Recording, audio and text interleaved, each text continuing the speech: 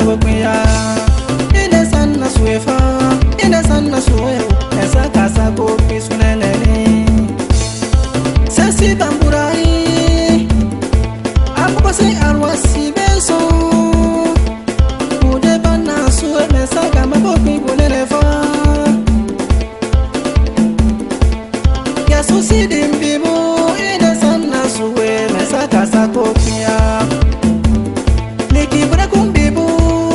ine sanna suwe mesa casa ko pia mesa casa ko mesa casa ko pia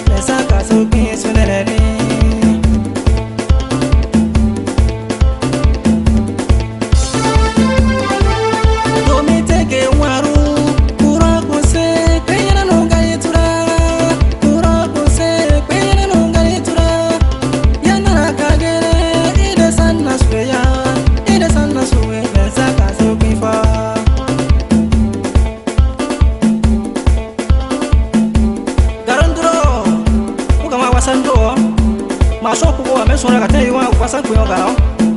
nak pelan dua sabi. Nalewa ine sanna suwe mesaka sabo pifa, mesaka sabo pifa. Ine sanna masuwe o mesaka sabo piya, ine sanna suwe fa, ine sanna suwe o mesaka sabo piya. Tomi teke waru.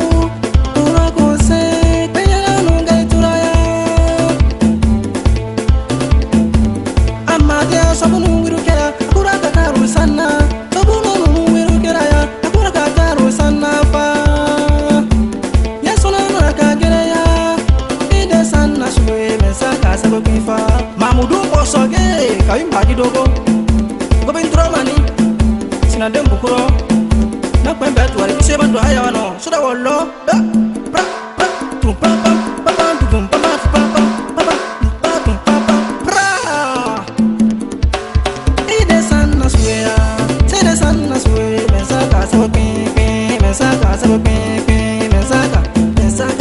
mesaka sababu fa sula yarari akama sina uraro asina uraro asibe sombre buso mesaka ko ne no ada muni fi ko kamera buntu yari sule